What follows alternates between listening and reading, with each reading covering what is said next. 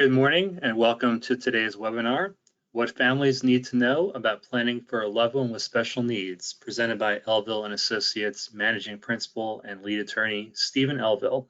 My name is Jeff Stauffer, Community Relations Director with Elville and Associates, and I'll be moderating today's event. So how this will work today, if you're new to our webinars, if you are, welcome. We're glad you're here, and welcome to those coming back to us. You as the attendee are in listen-only mode. However, if and when you have questions, please note them in the questions panel on the right-hand portion of your screen, and we'll take time throughout to address them.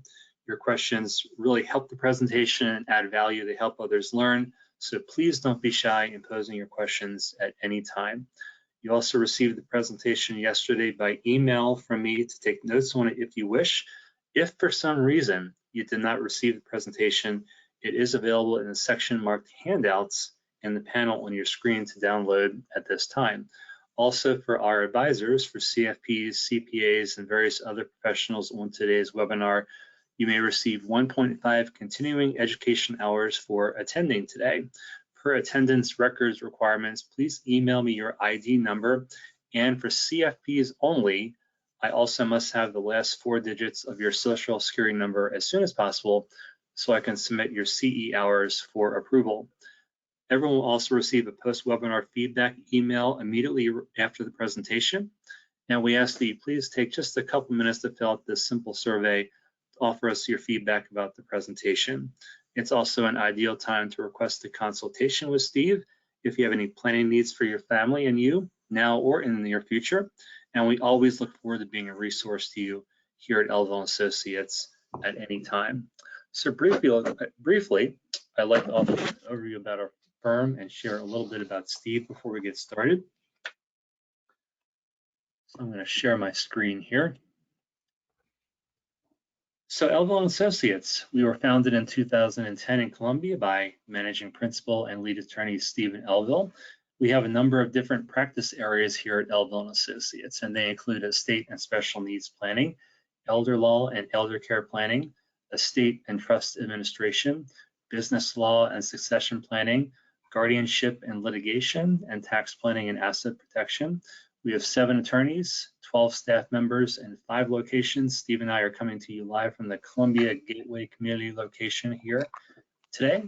Our mission, as it always has been and always will be, is to provide practical solutions to our clients' needs through counseling, education, and superior legal technical knowledge. We do offer a lot of education here at Elville and Associates, as many of you know. We do that through our planning processes with our clients. We offer 100 educational webinars and workshops in the communities we serve each year, and also by way of our accredited client care program, or CCP as we also call it. We are one of only 2 firms in the state of Maryland to have an accredited CCP by the Client Care Academy in Boston. We also work with the ideals of client education, collaboration, and compassion in mind with every client, every time, every day here at Elville and Associates. Also, just a bit about Steve.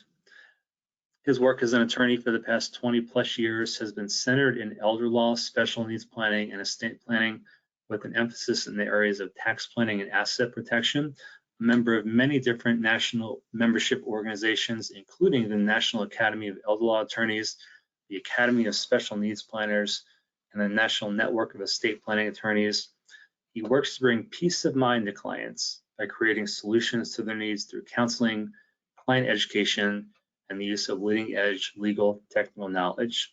He was last year's chair of the Elder Law and Disability Rights Section Council of the Maryland Bar Association, a very seasoned speaker. If you haven't seen him before, presents at many webinars, workshops for businesses and their employees, and continuing education events each year, and also named to the Maryland Super Lawyers list for a 6th time in 2021, so congratulations to Steve, and also had a feature story written about him in the National Super Lawyers magazine about the Elville Center for the Creative Arts, which is our firm's charitable organization he founded in 2014, and I am also privileged to be the executive director of. We work with a lot of school music programs and other organizations to make a musical difference in the lives of children each day that want to participate in music but may not have the means to do so on their own. So we do a lot of work in the communities out there to help those in need. If you'd like to learn more about the Elville Center and our story and what we do to make a difference, please reach out to me at any time, and I'll be more than happy to share some information with you about it and how you can get involved. So with all that said, we are going to do a brief poll to get to know a little bit about you. What's brought you here today?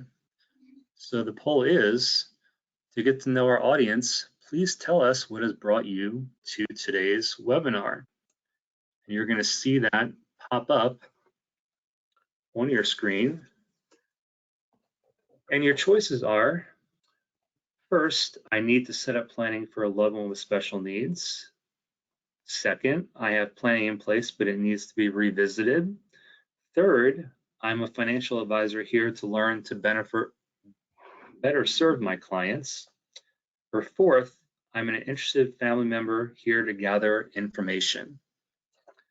So if you could select the choice that best suits your situation so we can get an idea of who we have joining us today, we'd appreciate it.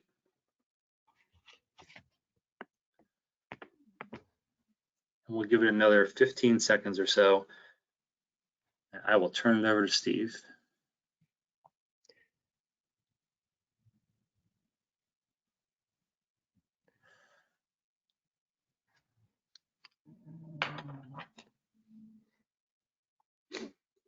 All right, looks like everybody who has voted at this point. So we're going to go ahead and close it out. And it looks like we have 28% saying I need to set up planning for a loved one with special needs. 22% say I have planning in place, but it needs to be revisited. 28% say I'm a financial advisor here to learn to benefit my clients, which is always nice, welcome. Lastly, 22% say I'm an interested family member here to gather information. So a pretty diverse crowd, Steve. So welcome everybody. And Steve, I'm going to go ahead and click that button to make you the presenter. Thank you so much, Jeff. All right. It's all yours. Thank you, Jeff. And I'm going to start my slideshow here, if I can get situated and have there we are. And I'll just make sure I'm in charge. Thank you so much. And thank you, Jeff. And thank you, everyone. It's happy Wednesday morning to you here in October. The sun is not shining outside where I am, but it's a little misty and rainy this morning. But hey, it's October. It's a beautiful time of year. And I appreciate, and Jeff and I appreciate you spending your time this morning with us when you could be doing so many other things. So good morning. This is an educational workshop about special needs planning. It's one that's near and dear to our hearts here at Elville and Associates, and to me personally, because we are very, very privileged to be involved in the special needs community with parents and with people with disabilities in general. And we also feel that this is our solemn duty, a very solemn duty, that we are privileged to be involved in this particular kind of planning and in this particular community. So we are glad to be with you, and we take our educational responsibilities here very seriously. And what you're going to get today is for those of you who have not seen this presentation, is a high-level overview of the various aspects of special needs planning and what we want families to be thinking about. I want you to use this presentation as a tool. I want you to reference it in the future if you feel that you need to go back and revisit it. And I also want you to know that during this presentation, you will be able to ask questions that you may have, questions that you may have been thinking about for many years, but wanted to answer, or wanted to get answers, I should say. And I want to tell you that Jeff, my colleague and friend of many years, is an expert moderator, and Jeff will take your questions, and we will stop periodically throughout the presentation just to make sure if anyone does have questions. But Jeff is very skilled. If for some reason you cannot hear the presentation or see it, please let him know. And I assure you that Jeff will be very prompt in helping to get that situation fixed. So with all of that said, we're going to get started in our educational workshop. We know your time is very valuable. And as we get started here, I want you to know that we're well known here at Elville and Associates for our educational approach, thanks to people like Jeff who have helped me so much throughout the years to be prolific in the area of education. but to also our referral partners who believe in education, and to our client base who believe in educating themselves and their families. So we're going to be educating here, and we're known for that, but I also want to make sure that you, whether you're a person that has existing special needs planning, or whether you're a person that knows they need to get some special needs planning in place, or someone who just needs advice, we want to give you a path forward. We don't want to just educate for the sake of education. We want to make sure that you know there are solutions and there are ways to get help, and it's not difficult. So we want to give you those options for how to move forward to get the help or the advice that you need. So with that said, we're going to get started right into the material. Again, thank you for being here.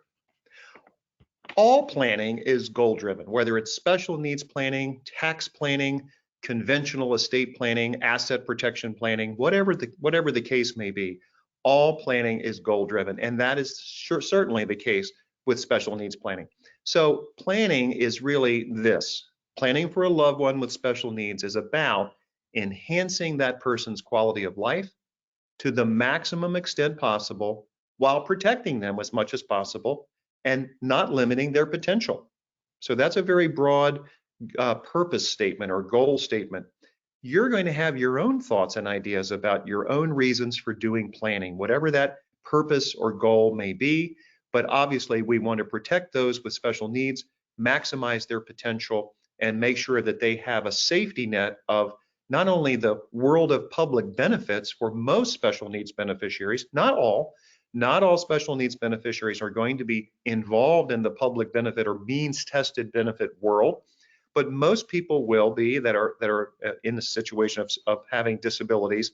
And the special needs plan is to supplement that to a large degree and to enhance their life. So that's what we're really talking about. And the benefits of planning, among these, there's many benefits. Again, these are going to be particular to you, is to provide security, leverage means tested benefits. So we just talked about means tested benefits, and ever since about 50 years ago, when this whole notion of special needs really started, leveraging those public benefits is really what a lot of special needs planning is about. Having a proper team, and you're going to hear me repeat this throughout the presentation, we want you to avail yourselves of a team of advisors. Now, this is not a simple thing to do. We're here to help you do that, but you should have an attorney, you should have a financial advisor, you should have the benefits of a certified, a CPA, a certified public accountant, and possibly you should have an advocate as part of your planning team. So we want you to start thinking about these things. We want to plan for appropriate housing. We want to have advocacy that's ongoing.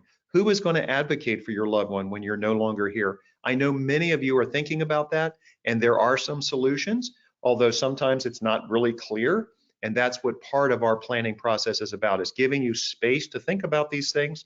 Jeff and I talked a couple of years ago about the fact that the world has really gone so crazy with constant emails and constant news and COVID-19 and all of these things that we've been dealing with, that a lot of our client families with loved ones with special needs really just need a place to think. They need time to think about what the planning is about and what the planning is going to look like.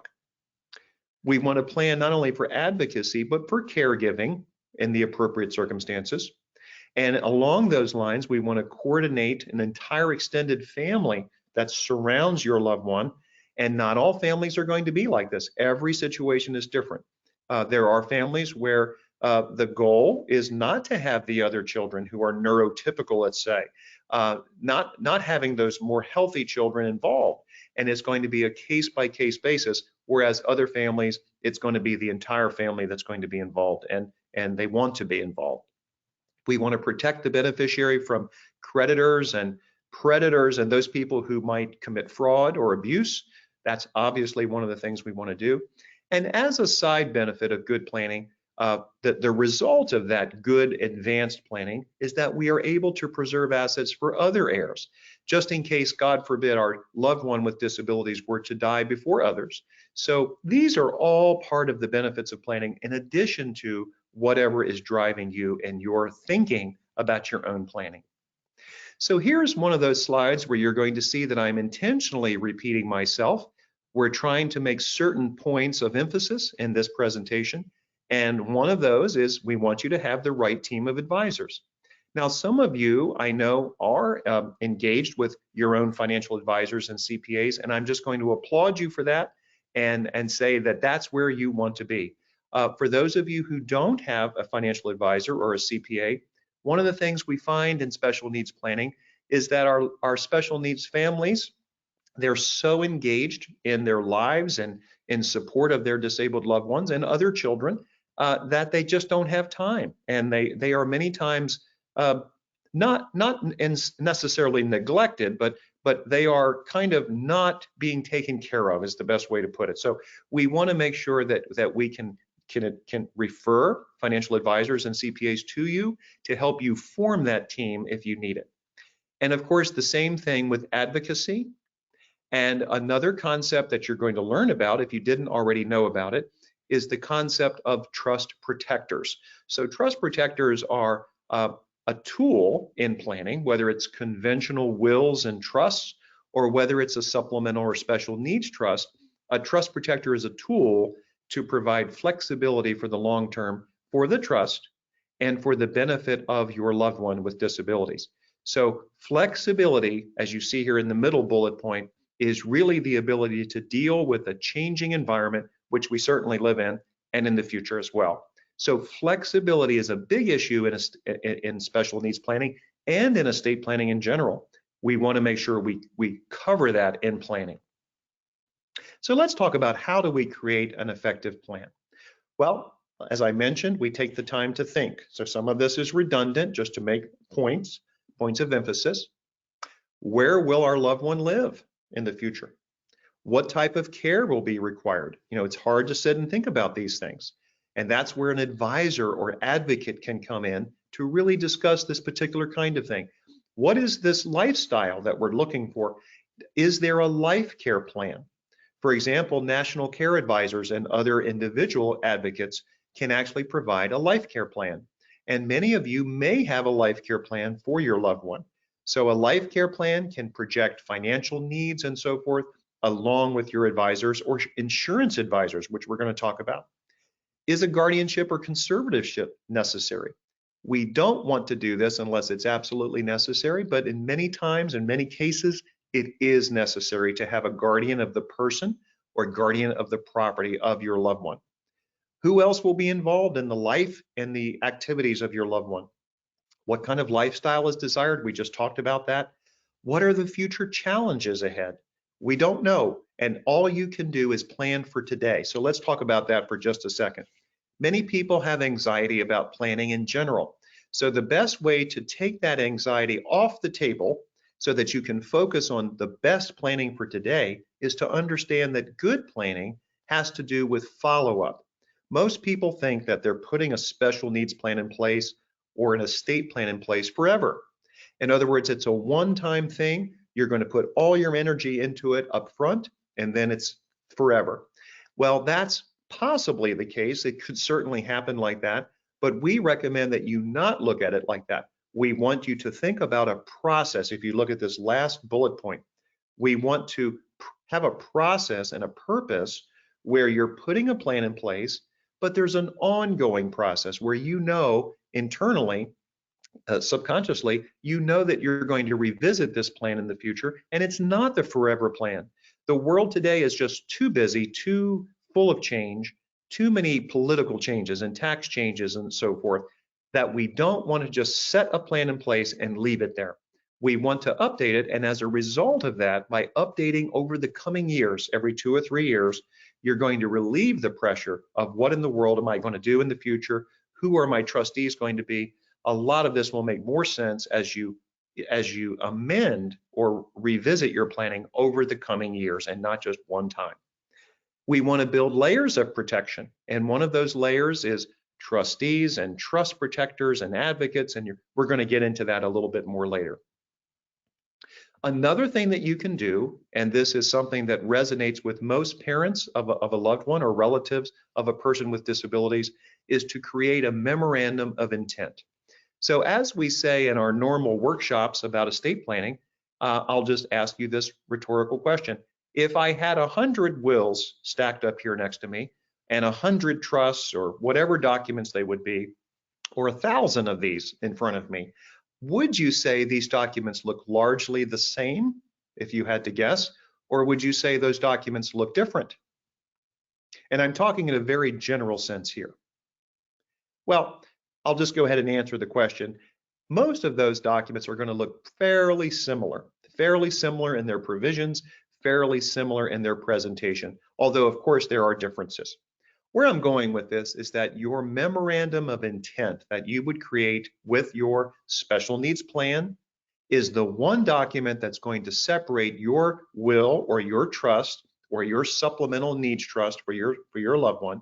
It's going to separate that special needs plan from all others. It's going to be very personal to you and your loved one.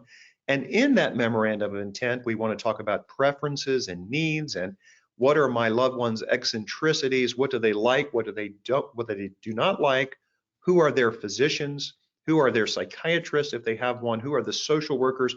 And it helps guide future fiduciaries, future trustees and caregivers that we have to anticipate, although this is very scary to think about, we have to think about the fact that in the future, many years from now, we won't be here.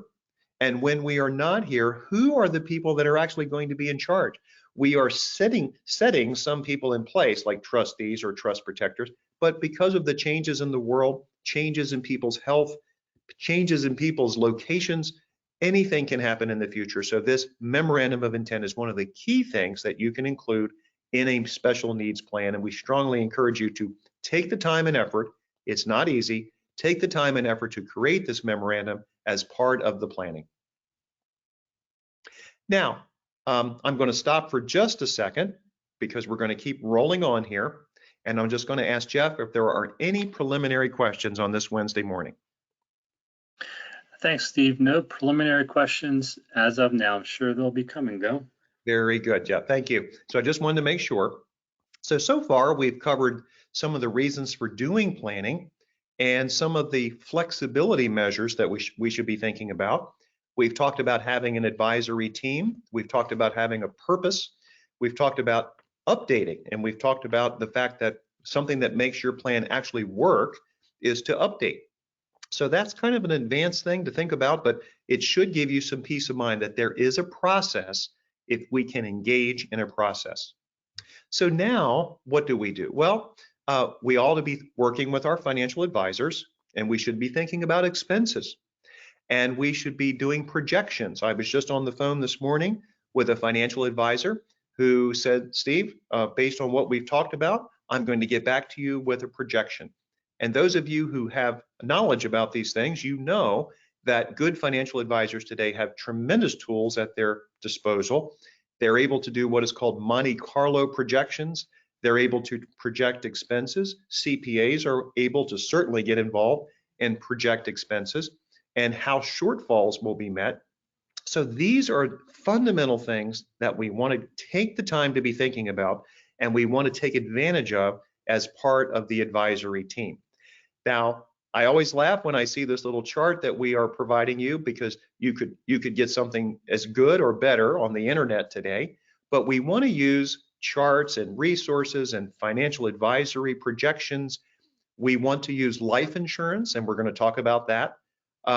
We want to use all those tools, and if you're not using those, you should be aware that those kinds of resources are available to you. In many cases, they don't cost any money to try to avail yourself of, and we want to help you do that. Another aspect of planning is really looking at our loved one and looking at their property and person and their right of self-determination. And we have to plan for the possibility of, well, can our loved one sign advanced medical directives and powers of attorney? Do they have the mental capacity? Are they, quote, high functioning enough to be able to appreciate the nature of these documents, not just be able to physically sign them, of course, but do they have the legal capacity to sign these documents? And if they do, then we can avoid guardianship, and we can avoid conservatorship, and we can avoid the courts. But sometimes this this is a discussion that is way beyond what it initially appears. So many parents, in my experience, are very optimistic, and they want so much for their child with disabilities to be able to function in the world and to be able to have a future that's compelling. And sometimes that desire gets in the way of the actual situation as it relates to whether or not this child actually has the ability to sign advance directives and powers of attorney. So sometimes in a further discussion, it is discovered that probably guardianship may be needed, not in all cases, but that it might actually be needed because the child is vulnerable. The child is subject to fraud and abuse. The child actually cannot live on their own. The child can actually not function in the world the way that would be necessary. So many times guardianship is important. Most of the time it's guardianship of the person being able to take over the healthcare decisions and where our loved one will live. But many times, and in the case of Maryland Able, let's say someone is a young person or an older person with a disability, and let's say they really have no funds in their name other than Social Security or SSI funds. So they don't really need a guardianship of the property, they just need a guardianship of the person. But the potential guardian wants to open an ABLE account for this person, a Maryland ABLE account, which for those of you who are not familiar, Achieving a Better Life Experience account, we'll talk about that a little bit towards the end. Well, if that person with a disability does not have mental capacity, there will have to be a guardianship of the property for that guardian to be able to open a Maryland ABLE account on behalf of that person.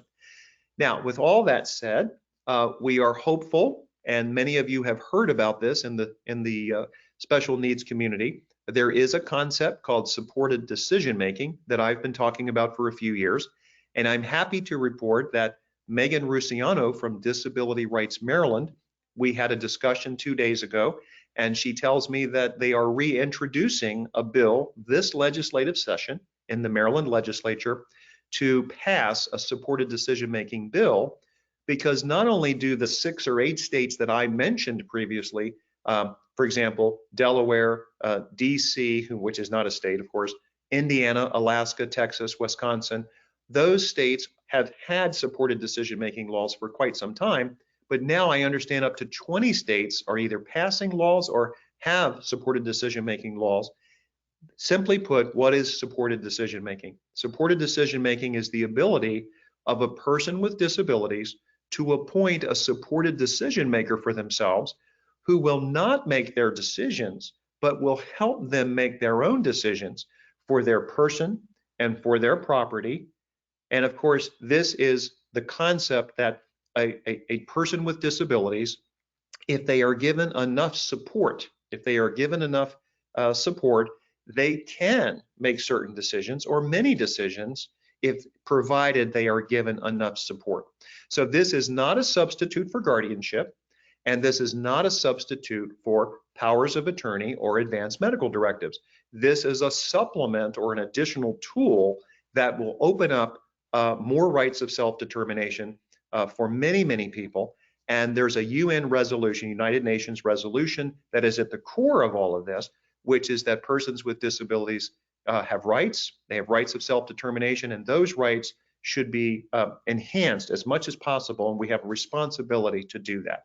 So I know many of you are very interested in supported decision-making. You're looking forward to the time when it's part of our laws, and I think that time is not too far off. It may not be this year, I'm hoping it is, but it may be in the next 2 or 3 years, much sooner than I thought, and I know that's very good news for many of you. Now, let's talk about understanding public benefits. Now, I'm going to go through these charts. Some of them are more important than others, but let's talk about a couple of things. And you saw me mention on the prior slide, this is critical for trustees. So there is a book I'm going to recommend, and it's not just about public benefits, but it's about special needs planning and how to be a trustee. And it's basically called How to Administer, and don't be worried about this, how to administer the California Special Needs Trust. Now, don't be worried about or put off by the word California, because the author lives in San Francisco. His name is Kevin Urbash, Urbatsch, Kevin Urbash. You can get this book on Amazon. We give it to our clients here who are special needs families that do planning with us. There are many books out there about special needs planning. I like this particular book because it covers all the basics and it emphasizes how important it is that a trustee understand these rules. Okay, so how to administer the California Special Needs Trust is a tool to be able to get or to make sure that your trustees have a basic understanding. Most trustees, I'm sorry to say, either through their own inertia or through life inertia or just inattention, they may be wonderful people, they don't thoroughly understand or read the trust. So you need to be aware of that. We might have a trustee situation where the trustee doesn't even read the trust, and we certainly don't want that. Now, back to public benefits. I want to center your attention on the first two categories here, going from left to right, and we're going to very quickly cover the one on, from the left, apologize, and we're going to very quickly cover the one on the right. So I want you to think in terms of this. Means tested benefits are those benefits where there is a means test, and those of you on the line here understand this, most of you, that in our world today, a person who receives public benefits, so to speak, means tested benefits, generally cannot have more than $2,000 in their individual name, $2,000. And now on the left side here, looking at these columns, means tested benefits would typically mean at age 18, although someone prior to age 18 could actually get SSI, supplemental security income. Most people get it at age 18 and are not from impoverished households. And that's why SSI could be obtained for a certain person prior to age 18. Most people receive SSI at 18. This is the quintessential definition of disability, which we're going to see a slide on this. And as a result of that, there's going to be an income of about $800 a month. And that income is means tested, okay? But as a result of that, the person is going to get Medicaid. So in Maryland, we call Medicaid medical assistance. So I just want you to think in terms of the person who gets SSI. SSI is means tested, and that person gets medical assistance.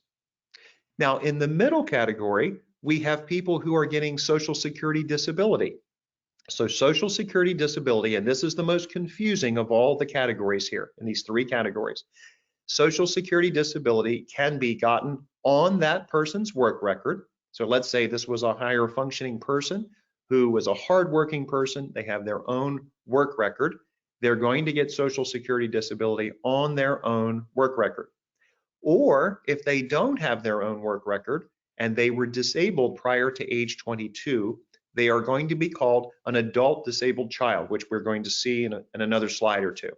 So the person here in this middle category is either going to be a person who has a work record and they're getting Social Security disability.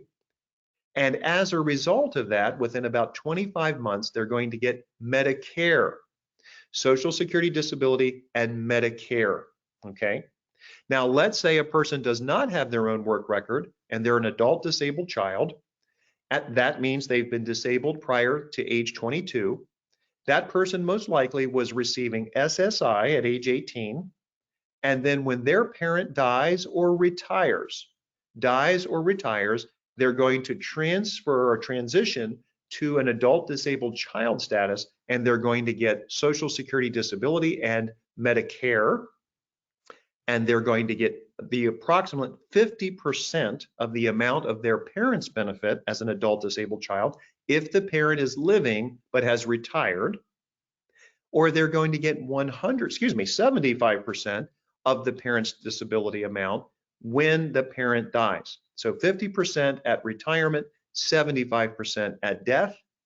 But my point here is that the SSI recipient, upon these events of the parent's death or the parent's retirement, at the parent's, because this beneficiary was disabled prior to 22, that child is going to transition to disabled child status, adult disabled child status, and they are going to receive Medicare. Now, if that wasn't confusing enough, here's the last confusing thing. Let's say this child has transitioned into this middle category, and they are an adult disabled child. And let's say that because they never had more than $2,000 in their name and they are receiving means tested benefits, even though they're not getting SSI anymore, they are still receiving means tested benefits such as waiver benefits, such as DDA benefits. Now that child is still getting very significant means tested benefits. So what happens here is this person is getting SSDI as an adult disabled child. They're receiving Medicare, and they would still continue to receive medical assistance. So this person could actually get, and usually does get, all three of those benefits. So the point of this illustration is that if you're doing special needs planning, even if your loved one transitions to be an adult disabled child, and most likely they are still on means tested public benefits, they will still need a supplemental or special needs trust to protect their assets. Now, this last category has to do with Section 8 housing, which basically is HUD housing. And HUD housing is really a difficult thing. We're not going to spend a lot of time on it. HUD counts distributions to a beneficiary from a supplemental needs trust as income to them. They attribute distributions as income. So the person who's on HUD benefits, we have to be very careful that distributions to them do not raise their rent. So this is an issue. Now, there are special ways of dealing with that have to do with the ABLE account and how we can use that as a tool. But I just want you to think in terms of the three categories of public benefits in my basic analysis: the person who's on SSI, the person who is on SSDI in the middle, who is either going to get SSDI on their own work record, or they're getting SSDI on their parents' work record as an adult disabled child, and then the person who lives in HUD housing. Now, the tests for SSI, we're not going to spend a lot of time on this. I want you to use this as a resource. We have too much material to cover, but I just want you to know there is a test. I strongly recommend that when your child is 18, if you haven't already done it, to go ahead and apply for Social Security benefits or SSI benefits. Generally speaking, if your child is deserving and qualifies, I believe they would be approved, despite the myths out there that many people don't get approved. We strongly recommend that you be represented by an attorney before the Social Security Administration. And don't be discouraged by what you hear. I firmly believe in being positive, and if your child does qualify and is deserving, they will be approved either in the first or second consideration periods. Here is a definition of disability and about substantial gainful employment and disability. We're not going to spend much time on that because of all the material we have to cover. SSI resource test, as I mentioned, is $2,000, $3,000 for a couple. I've actually had elderly couples that I've actually seen that both get SSI, and their resource limit is $3,000. But notice here that an SSI recipient can get a home, can have a home of any value. So they can actually own a home in their own name. It may not be advisable, but they can do that. They can also own an automobile in their own name.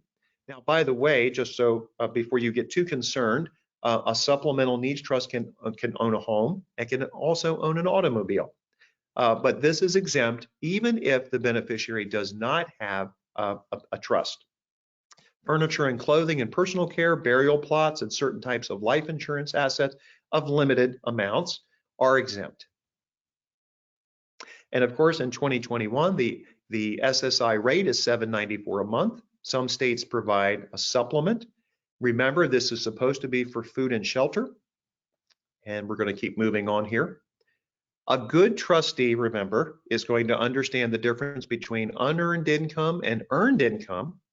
And what are we so concerned about this for?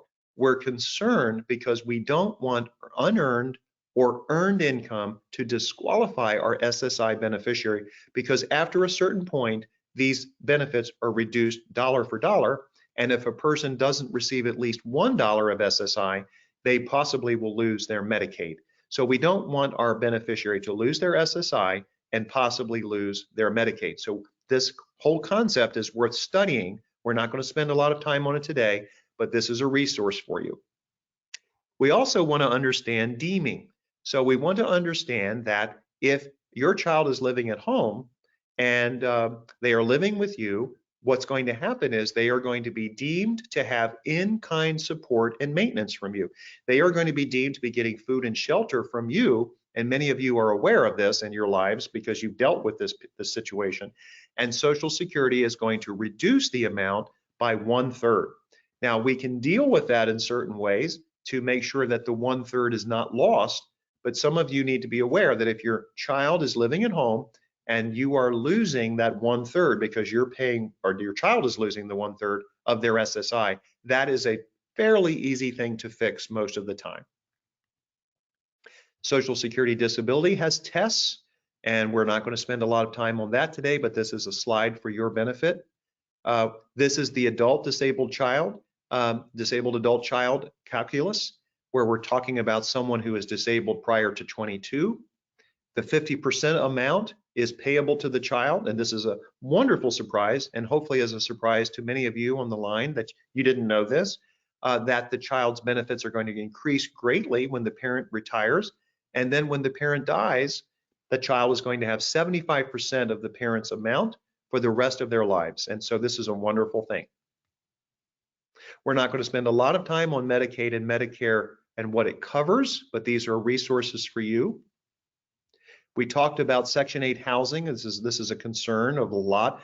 So much of a concern that many times if someone is in HUD housing, they are very, very reluctant to accept distributions from a special needs trust. So we just want to be aware of this and deal with it. There are ways to contribute to an ABLE account and have the ABLE account contribute towards that person or give that person benefits of money without disturbing the HUD benefit or the HUD rental rates.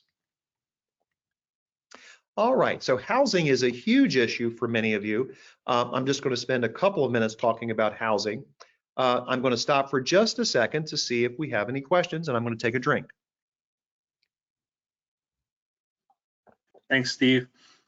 Looks like we do have a couple of questions. First one is, can Steve also explain a little bit about adults and not only children who have become disabled? And it looks like it's just a general question and not anything specific. Yes, that's a great question, and I do apologize. I used the word child, and I should make sure that I am saying adult child. So most of the discussion here today is about adult children, but let's talk about older adults, and let's talk about someone who becomes disabled later in life. So that person doesn't all the time have this, but this person probably has a work record of their own. This person could be a person who worked but really didn't accumulate assets, or this person may have worked and accumulated a lot of assets. Now their Social Security disability, let's say they're disabled or they're receiving another disability pension. Those pensions or those disability benefits are not means tested. That person could have $1 million in the bank or $1 million in their IRA and still get Social Security disability. So that's not going to stop their disability benefit. The question is, the person who's on disability, can they qualify for any other means tested benefits? Now, the answer may be no, because maybe they have a fixed income that's too high.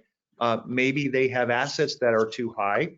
But then the other question becomes, if anyone dies and leaves that disabled person money, should that person who dies leave those assets in a supplemental needs trust for that person, or should they leave assets in a general needs trust? We're going to talk about the difference between those things. So the question is really going to be, will the receipt of assets by someone who dies for that person, is that going to hurt the person for purposes of their disability as it relates to the benefits that they could get or are currently getting? So yes, there are many older adults who become disabled. One of the biggest problems we have is that when an older adult becomes disabled, they're not able to get into the waiver systems because they didn't do so prior to age 22. With that said, there are certain waivers that they could get into potentially, such as the traumatic brain injury waiver and other things that are disabilities of that nature. So I just wanted to make sure I covered that. All right, Jeff, I hope that answered a little bit of the person's question, and I'll wait for the next one here. Okay, thank you. Next question is, I have a disabled adult child who's 26 years old who has been getting SSI since about 18. He also is on Medicaid and I am retired. Please clarify again at what point and how he should transition to SSDI and Medicare. Thank you for that question. And of course, I can't advise legally because I don't know exactly what the situation is, and we are not in an attorney-client relationship. But generally speaking, just from judging from your question, if I understand it, what has happened here is you've retired, and your child who was disabled prior to 22, I would think, from what you've said, that child should now be transitioning from their SSI status over to a work record of yours for SSDI purposes. So if you had, depending on when you retired, and if you retired recently, it probably just hasn't happened yet. But if you retired several years ago, my thought is that this should have happened already, this transition, unless there's something in this fact pattern that I'm not aware of. And I would advise you to call Social Security and discuss this with them, because I believe your child, depending on when you retired, would be entitled to a lump sum possibly, or if you just retired recently, it just may not have happened yet, and the transition may not have occurred. Okay, very good. That's it for now. Thank you. All right, very good. So housing is a huge issue. I want you to know that as part of the timing and part of the process of thinking through a process of planning, we're going to be talking to you about where will your child live? Where will your child be living in a group home environment? Will your child be living in your own home? Are you going to be able to leave that for the benefit of your child in a further trust, maybe a special needs trust? And the trustees will provide for that child because they are able to live at home, or they're able to live with assistance, or maybe that child is in the waiver system and they will have significant assistance to be able to continue to live at home. Or maybe you will buy a property for your child during life that's separate from your residence. So this whole issue of housing is very important, and it's something I know is very, very much on your minds. But just remember, your trustee can buy a house for the beneficiary. Your trustee can rent a house for your beneficiary, or the beneficiary can live in means-tested housing of some kind. And some of you are concerned about that, and I strongly recommend that you take a look at it and that you be proactive and take a look at the types of housing that are available. So just know that this is a very important issue, and we understand that. And of course, we just talked about this, that the child, if they're on SSI, whether they're a young child over 18 or an older adult, that child can own the house outright and still get SSI, or the house can be owned inside of a trust. Okay, so I'm just going to look at my watch. We've been going for about, I think about 40 minutes. And now I'm going to launch into part 3 of the presentation, which many of you have been waiting for, which is the real discussion of special needs trusts. So I want you to know at the outset, if you're hearing this for the first time, there are basically 2 types of special needs trusts, in my opinion. There is the third party trust, and you'll see that at the top here. And I want you to read from left to right. The third party trust is the bread and butter of estate planning. This is the trust that you would implement for your loved one. And this is the trust of a third party, yourself or another person, who is establishing a trust for the benefit of this other person, this disabled person. So anyone can establish a third party trust for a beneficiary. And one of the key features of a third party trust is that it's more broad than the other types, which I'm going to discuss in just a second. And it's less restrictive. And upon the death of the beneficiary, it can be distributed to further beneficiaries who you set forth in the document. So in other words, you can control where this money goes, and it does not have to be paid back to the state of Maryland. Now, the second and third categories are what we would call first party trusts. So under state and federal law, these are trusts that can be established. So the D4A type trust, and for those of you who are interested in where this is in the United States Code, it's 42 USC, 42 United States Code, 1396P, so that's 42 USC, 1396P D4A. 42 USC 1396P D4A. Now that's a mouthful.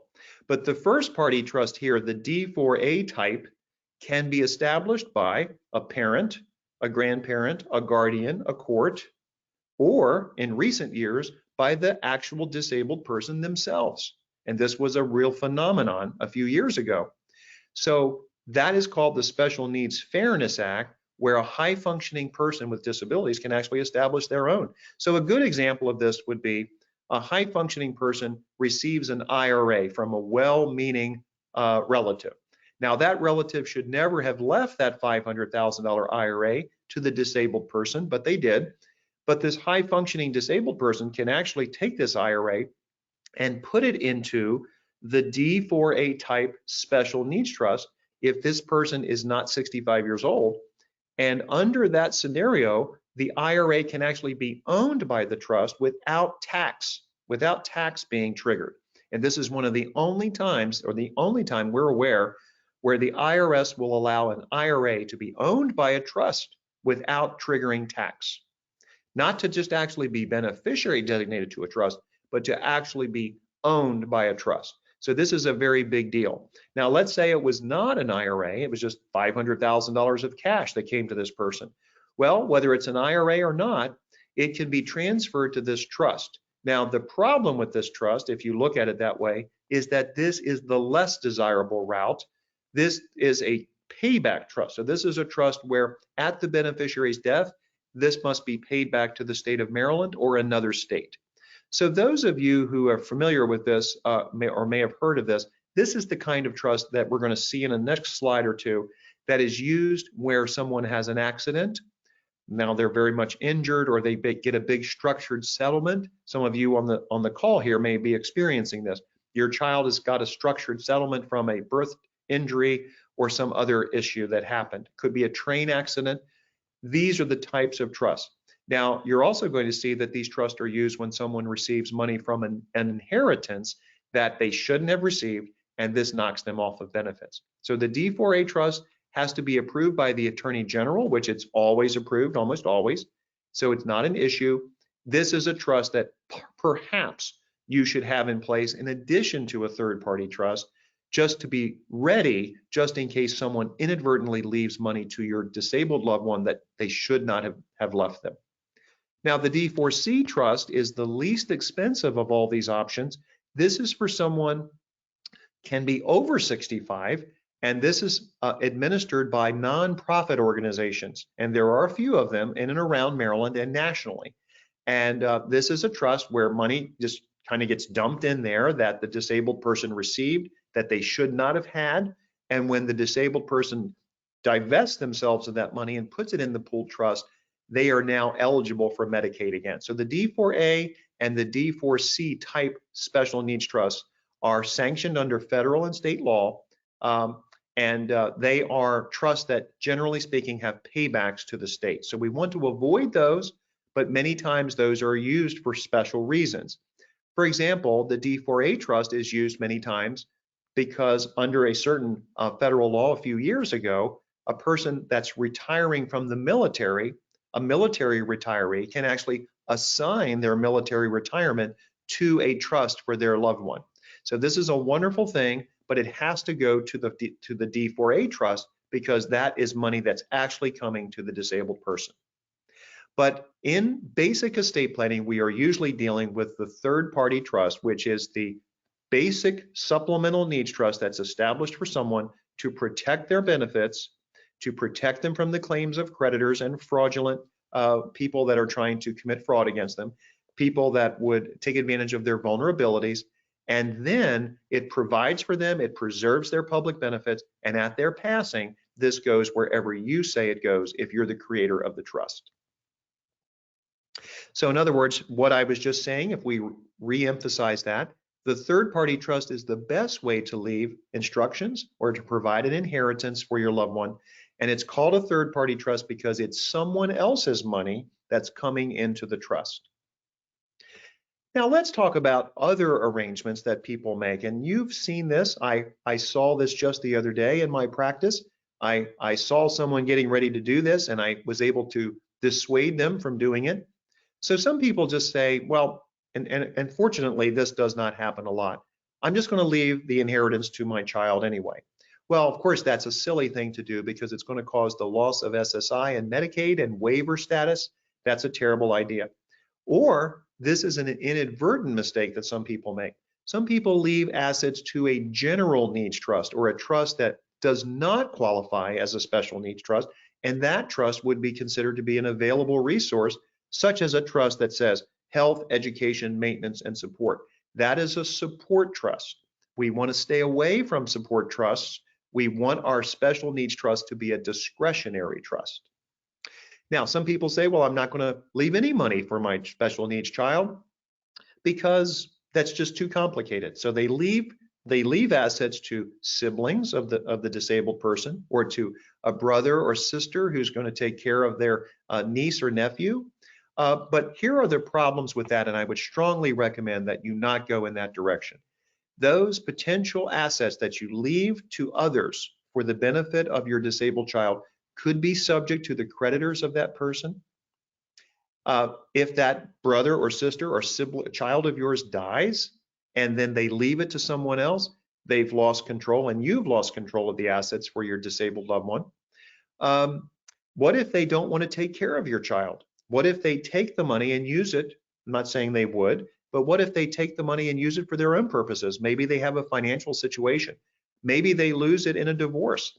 All kinds of reasons not to leave assets to another person for the use and benefit of your disabled child, because anything that that person owns in their own name is subject to creditors or divorce or car accidents or bankruptcy.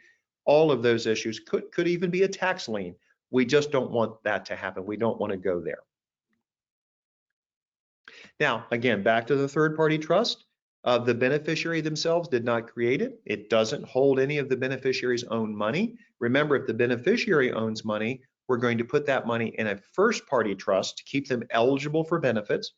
And the beneficiary, of course, is not the trustee, and they have no discretion over the assets. And this is kind of scary for parents, but it's a discretionary trust under Maryland law, not a support trust. There are no payback requirements. You, as the grantor, can leave the money to whoever you want. The trust can even be revocable during your life. Jeff has heard me say this many times.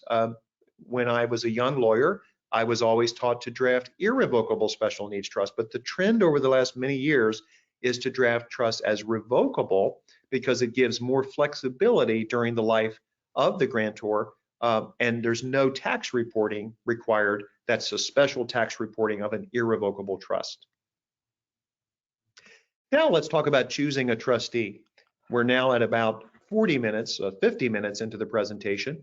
One of the most important things today, one of the most compelling topics in estate planning today, Jeff and I do a workshop called How to Choose Trustees of a Trust, and it's a very, very wildly popular workshop. So we want to think in terms of the very careful thinking through this and building layers of trustees. There are family trustees, meaning family members. There are professional trustees such as banks or trust companies. There are attorneys and other professionals who could be trustees. So the trustee is going to have to wear a lot of hats, and we want to make sure that this is a person who's up to the job. So let's just walk through this. They want to understand the complexity of public benefits and the SSI rules. A trustee could very easily cause someone on SSI to lose their benefits. So we want to make sure that that's not going to happen. They want to understand tax reporting and investments. Is there a bond required for a trustee? Well, normally not, because bonds are expensive and that just kind of wastes the trust assets. So you're going to want to be very careful about, do I trust this person? Do I have a lot of good feelings about this person that they are going to act as my great fiduciary in my best interest and the best interest of the beneficiary? A lot of this has to do with how much is under management. If we have a small amount of trust assets, then perhaps a professional trustee is just not going to make any sense. And the professional trustee will not accept the trust if the assets are too small. What are the family relationships?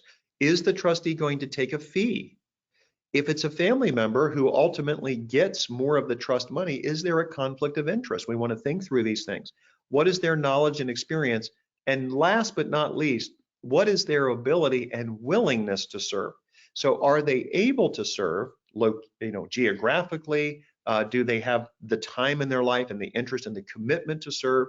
I met with someone the other day who was serving as trustee of their siblings' trust, and the dedication and the commitment that this person had was just phenomenal. And not everyone has that commitment, and we want to do our due diligence in thinking through those things. If a person doesn't really have the willingness to serve, remember that they can always resign, and that's going to be a little bit of failure there in the trust. But if that happens, we want to build in layers of flexibility so that that can be dealt with in the future. And that has to do with using things like trust advisory committees. What if a beneficiary had an issue or issues, and they do, there are many beneficiaries that do, they have issues of such a magnitude that the trustee cannot deal with those issues, or even the professionals that are involved are having a hard time dealing with them. So a good trust, in my opinion, would have a trust advisory committee provision that allows the trustee to confer. Now, the trustee can always confer with professionals, but this is saying the trustee can form a committee, and it gives the trustee this notion and this knowledge that they're not alone, and if they need answers, they can try to form a committee, and many of these people will serve for free, not all of them, and that's a tool for the trustee. Now, we talked about the trust protector, and I want to emphasize this now. A trust protector is not going to be for everybody, but the vast majority of special needs trusts that we do here at Elville Associates have a trust protector provision. This is something that's been allowed in Maryland law since 2014, and the trust protector has the authority to make modifications to the trust. Now, in the old days, it was widely understood that trustees had this power because everybody knows that special needs trusts might need to be amended in the future. So we will see many trusts, such as one I saw the other day from 1989, that give the authority to the trustee to make certain changes. I saw one recently from 2010, but in 2014, Maryland authorized the use of trust protectors, special fiduciaries who have certain powers to amend the trust, powers to remove and replace trustees, powers to review accountings if we put all those powers in there, powers to mediate disputes.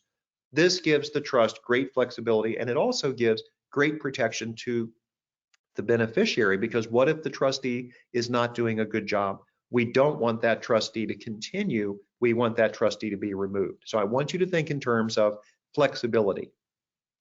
Now, if we were to take a look at a very high level at a special needs trust, or something we might call a supplemental needs trust in today's world, these are the considerations in general.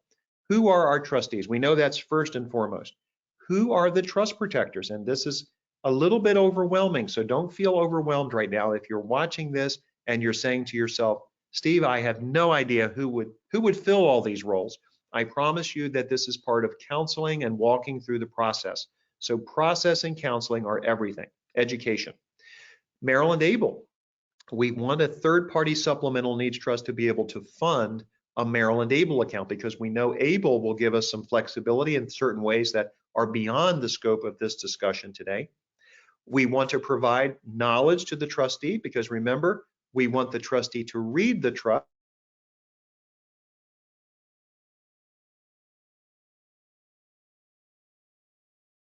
right? And when they read the trust, we want them to see that they can provide for an advocate. They have a trust protector that is there to help work with them in a spirit of fiduciary harmony, unless the trustee's not doing a good job. We talked about a memorandum of intent and how important that is to attach to the back of the trust. And we strongly recommend that you do this in Word format or some kind of a word processing format, so that you can update this memorandum of intent as the years go by. And this can be a great peace of mind to parents and grandparents. Trust Advisory Committee, we just talked about that. And last but not least on this slide, special retirement plan considerations. So I think at the end of this presentation, we're going to get into the Secure Act a little bit, but let me just, in the interest of time, get right into that now. So in 2020, January 1st of 2020, due to President Trump's signing of the Secure Act in December of 2019, the Secure Act was implemented, which expanded the participation of Americans for retirement plans, and that was the good part. The bad part is that it limited the amount of time that most people, meaning most healthy beneficiaries, have to take out their IRA assets, meaning IRA assets are going to be taxed at a much more rapid pace, which many of you now, almost 2 years later, many of you are aware of this now, that a healthy beneficiary is going to have 10 years to empty their IRA. 10 years, not lifetime, 10 years. So the good news is, even though that's bad news, that all taxes due in 10 years for most people, the good news is that there are 5 exceptions to the Secure Act, and 2 of those exceptions have to do with special needs beneficiaries, basically. People with chronic illnesses are exempt from the Secure Act, so they still get lifetime treatment for required minimum distribution purposes. And people with disabilities and their special needs trusts, if the trust is drafted properly, are still exempt, and they will be able to receive an IRA into their special needs trust or supplemental needs trust, and that IRA can still be distributed over this person's lifetime as far as minimum distributions go. So the special needs trust or supplemental needs trust of today needs to acknowledge this and recognize this and have provisions that are conducive to it. And the reason that's so important is that even though the disabled person is exempt and the disabled person's trust is exempt from the Secure Act, if that trust is not properly drafted, then the opposite of this tremendous benefit is going to be triggered. Remember that the special needs loved one is called an eligible designated beneficiary, not just a designated beneficiary, but a new class of eligible designated beneficiaries under the Secure Act, which means they get lifetime treatment. If the special needs trust is not drafted properly, then the person can actually revert to the 5-year rule. So they can go from the best scenario to the worst, which means the trust would not even get, the IRA would not even get 10 years, it would only get 5 years. So we want to make sure that the supplemental or special needs trust is optimized for IRA and 401k qualified plan purposes. Now back to trustees. Jeff has searched the globe, he searched the internet, and he found these 2 photos, and these people are perfect. They are trustees that have agreed to serve, they're willing, they have the best interest of the beneficiary in mind, they understand public benefits, they've actually read the trust, they want to promote the independence and quality of life of the beneficiary, but just, that's not all. These individuals know how to account, they keep accurate records, they comply with their statutory duties, they keep the beneficiary informed if the beneficiary has questions, they understand financial assets, so we're not done yet. They understand taxes, and they understand that they have rights and duties under the trust, and one of those rights is they can hire professionals. So they don't try to do all the investments themselves, which would be, in my opinion, a breach of fiduciary duty if these folks were not professionals. And they also understand that they can hire professionals, plus they can hire professionals to advise them, like attorneys and financial advisors and CPAs. So these are what we're looking for. These 2 individuals, and I'm being a bit facetious, but I think you get the message I'm sending here. The choice of trustees is extremely important, and I want you to use this information as a benchmark for what would constitute kind of the perfect trustee. Jeff, I'm going to stop and see if there are any questions. We're heading toward the finish line here. Thanks, Steve. We do have a couple of questions. And the first one is the third-party trust revocable? Yes, good question. So the third-party trust can be drafted as an irrevocable trust. Some parents, especially for a child that has very, very significant disabilities, will want this trust to be irrevocable, sometimes just for peace of mind, or sometimes it's because the parent is going to fund that trust immediately. Now, many people don't, but in a perfect world, parents would fund supplemental needs trusts with life insurance and other assets. But this person and this couple might just want this irrevocability because of peace of mind.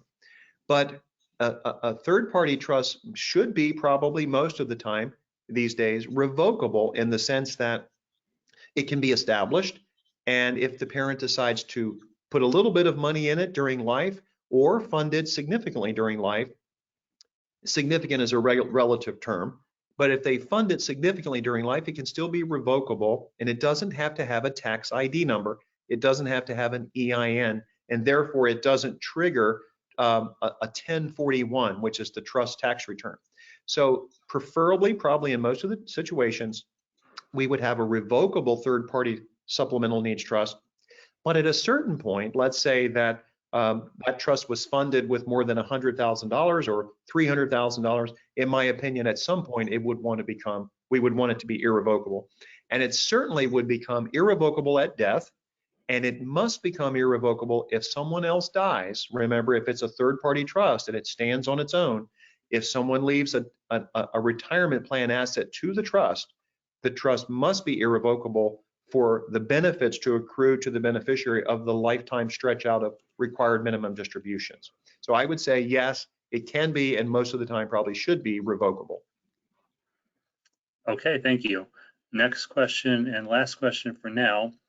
Can the trustee be changed by yourself after the third-party trust is set up, or do you have to go through an attorney to make this change? That's a great question. So if you set up a supplemental needs trust and it's revocable, you can change trustees at any time. I would say the practical side of this is that even though you could do it yourself, because you could, let's say it was a third-party trust and it was never funded. So there's no money in there, and all you're going to do is restate the whole trust with new beneficiaries. Then you, as the grantor of a revocable trust, even though it's a revocable supplemental needs trust, you can change the beneficiary. So I think practically speaking, you wouldn't want to change it yourself, especially if you used an attorney in the beginning, because we would want the documents to have continuity, not saying that you couldn't do it yourself. If it's an irrevocable supplemental needs trust, or if that trust eventually became irrevocable during your lifetime because you had funded it significantly, your trust protector can change trustees during your lifetime. And the trust protector has a fiduciary duty. So if you said you wanted your trustees changed, most likely the trust protector would have to obey that and go ahead and do it. So yes, the answer is you can change yourself, but practically speaking, you probably wouldn't want to do that yourself, depending on the circumstances. Okay, Steve, that is everything for now. All right. Thank you. Well, I'm just going to continue now. In the interest of time, I think we might be running just a little bit behind, and I want to leave time for ending comments and questions. The supplemental needs trust can pay for lots of things, and I'm just going to say very broadly that the third-party trust is pretty broad, as long as it's for the benefit of the beneficiary and it is for the enhancement of the life of the beneficiary. The first-party trust is more restrictive about what it can pay for, and Jeff and I are happy to send you a list of it's a general list, it's not an all-inclusive list of things that could be expenditures for a first-party trust, because remember, in the first-party trust, there is an accounting to the state of Maryland every year because it's sanctioned and approved by the state and the federal government, whereas a third-party trust does not have that same reporting requirement. But the answer is it can pay for a lot of things. With the first-party trust, it has to be, expenditures have to be for the sole benefit of the beneficiary. The best way to think about expenditures as we head toward the finish here is I want you to think in terms that a trustee of any trust, especially a supplemental needs trust, can make a distribution either to the beneficiary, which is not what we usually do in special needs, and we want to stay away from that, or for the benefit of a beneficiary. So the trustee can make distributions to the beneficiary or for the benefit of the beneficiary. So a good example of this would be the beneficiary needs a new iPad or a new computer. So instead of the trustee giving the beneficiary $600 or $2,000 for a new computer, the trustee would simply buy the computer for the benefit of the beneficiary and does not give money to the beneficiary. Now, with that said, some of you are going to be concerned, well, I want my beneficiary to have the benefit of some money. So there are techniques to be able to do that that don't violate the sensibilities of Social Security. And one of the things you would probably want to check out is TrueLink Financial. TrueLink. And this is a wonderful thing that's sanctioned by, in essence, sanctioned by Social Security. And Social Security does not consider a TrueLink card as a debit card or a credit card. And it's an electronic card that, if it's appropriate, you can load it with funds. You can control how the beneficiary can spend money. But back to this slide, a special needs trust can pay for things that is for the sole benefit of the beneficiary if it's a first party trust, or generally for the benefit of the beneficiary if it's a third party trust. Now, how do we fund a special needs trust? This is why I want you to work with your financial advisory team, your advisory team, I should say, of your CPA, financial advisor, and attorneys. We want to work with life insurance professionals. In a perfect world, everybody would fund a life insurance policy into this trust at death, or even have the trust own it during life. But not everybody does this, and many times retirement funds are the instrument of a key of funding into the trust. We talked about the Secure Act, and of course there are non-retirement assets that are going to come to trusts like this, you know, from wills and trusts, from regular assets like cash and investments.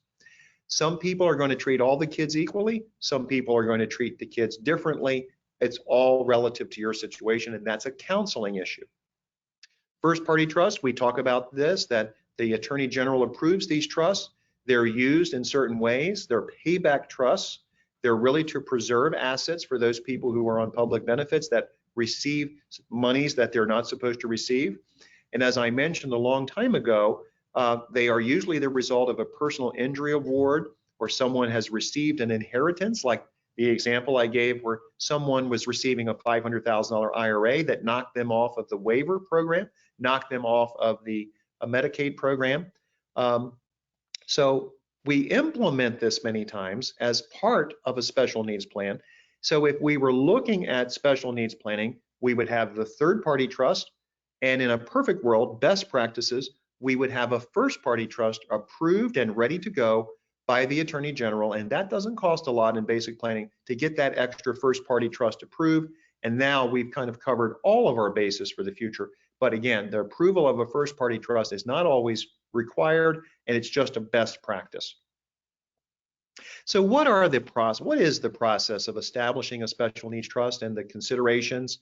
Well, I promised at the beginning of this talk that we would give you a path forward and not just a lot of education. So I apologize for this rather convoluted illustration, but this clockwise process is designed to show you that at Elville & Associates, we actually do have a process. And we want to encourage you to embrace a process. And we have a workshop that I recently gave a couple of times, and I've written on this subject about intentionalism in estate planning, about being intentional.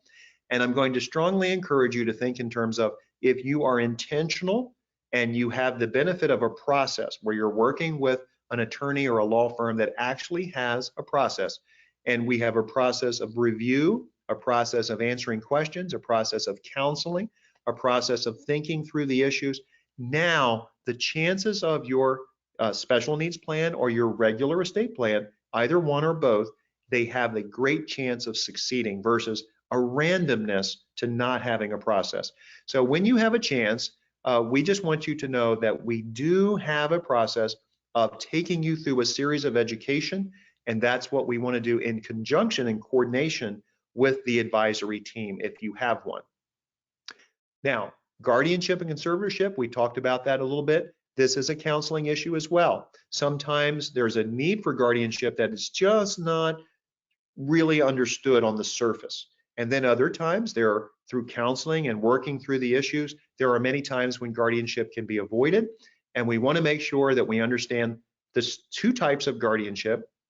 Guardianship of the person, which is what the court authorizes most of the time, and guardianship of the estate or the property, which would be needed if the person did not have a capacity, mental capacity, and you wanted to open an ABLE account. You would have to have a guardianship of the property as well. And again, back to this one more time, we want to make sure that you're aware that this issue of supported decision making, we would like to get your support. And if you're interested in supported decision-making and learning more about it, please let us know. And I will connect you with Megan Rusiano at Maryland, Disability Rights Maryland. She's a wonderful advocate, and you can make your voice heard to the legislature about the need to give people with disabilities more flexibility with supported decision-making. So here's what you should do at this point. We want you to understand that we are here to help you. We want to give you a path forward. We want you to consider a consultation with us, and we want you to know we do not charge for consultations. We have been working in the special needs community for years, and we're very blessed to have been able to do that and help thousands of special needs families. We are here to help you. There is nothing to fear. We want you to make that appointment. We want you to have an estate planning questionnaire, which is work. We're in a partnership with you when we do things like this. It's not a one-way thing. We are not going to be paternalistic. We are going to work with you, and you're going to have to do some work yourself to provide information to us. We want you to relax. We want you to bring your current estate planning documents, because we don't charge to review those. We want to see where you are and what you have done. If you have done documents, if you have no documents, do not be embarrassed. I have had 75-year-olds come into our office with no wills. So do not be embarrassed if you do not have an estate plan or if you do not have a special needs plan. We want to help you consider the possibility of a financial advisory team or tax team, this advisory team concept. We want you to write down your questions. We have many clients that come in and they're very organized. You don't have to be organized, but we have many organized people that come in and say, Steve, here are my list of 20 questions. And we will be glad to do our very best to give you some perspective and answer those questions if we can. And as Jeff and I mentioned earlier, we really want to give you time to think. I'm sitting here in our Columbia conference room. We have four conference rooms here. And I'm sitting in the biggest one here, which is very big. And we have audiovisual equipment. We have the latest technology. We have electronic whiteboards. We have materials. We are going to counsel and walk through issues with you and give you time to think. So we want you to create a memorandum of intent. So if you're interested in receiving one of those, Jeff will send it to you after today. You could create one of your own, but this is a template that you can use, and we strongly recommend that you at least use this as a guide. We want you to establish your own estate plan, and as part of that estate plan, we are going to establish a special needs plan if that's appropriate. Sometimes we establish a regular general needs plan that has a special needs component. So there are all kinds of variations on this, but that's part of the thinking process and the counseling process. We want to calculate the future needs. We want to work collaboratively with your financial advisors. And if you don't have one, we want to make sure that we help you have one.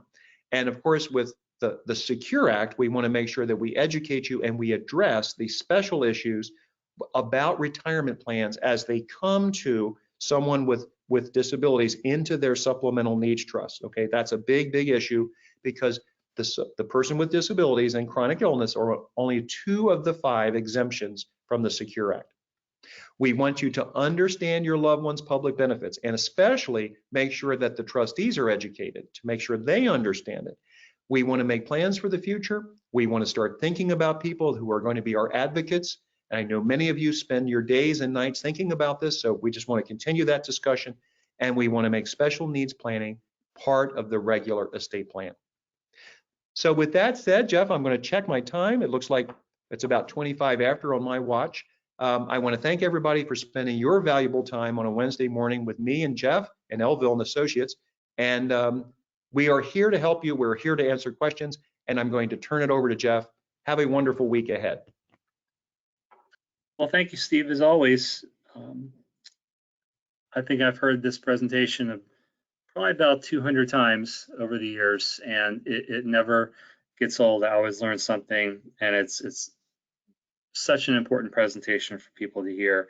So thank you for your time and expertise as always. So this would be your time for those final questions that you have, and I know you have some questions out there to pose to Steve, who is the person that you want to have answering your questions. So while you're doing that, I have a few things I do want to mention to you. And that is, I'm going to be sending you out a number of different things. The first party trust list of items of expenditures that are able to be used. I'll also be sending out a video from today. Put myself on camera here as well. Also, I'll send the slides back out if you didn't receive them for some reason. And also, Steve, if you want to scroll forward a little bit, we do have these slides from Marilyn Abel, which I know we never have time to get to, but I do want to thank Marilyn Abel, who is a trusted friend and partner here at Elville and Associates. We believe strongly in the Marilyn Abel program here, and they allow us to use these slides as part of our special needs planning presentation.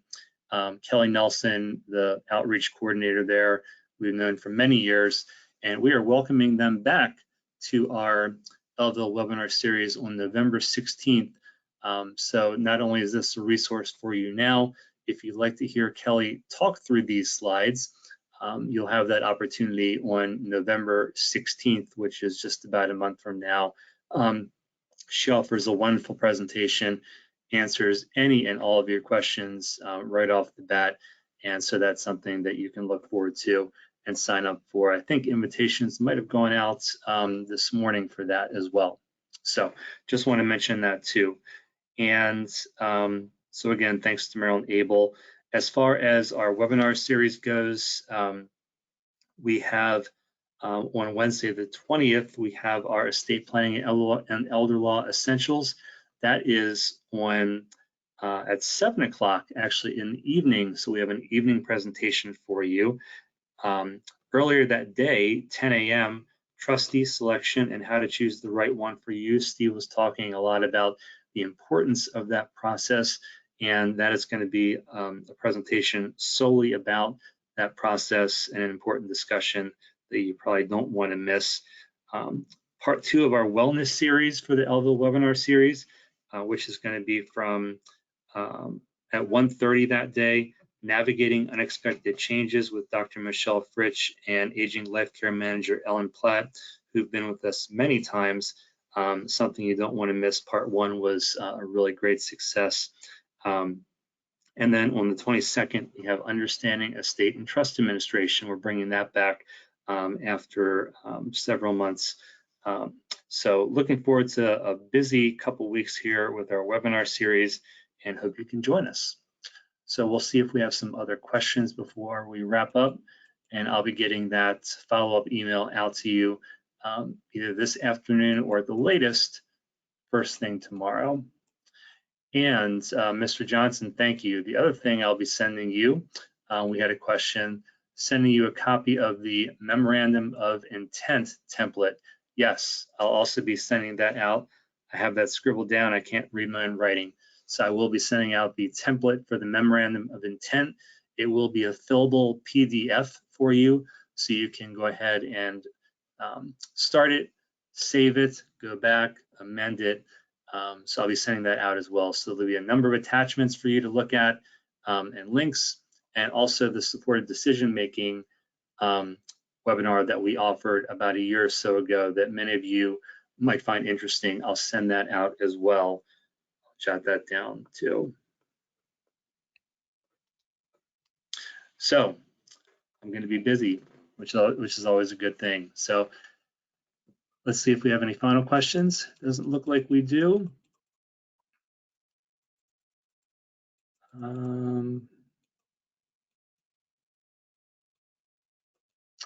We don't, so thank you very much for being here. Again, thanks to Steve, and thank you for your support of the Elville webinar series. We'll see you again soon. Have a great day. Thank you, everyone.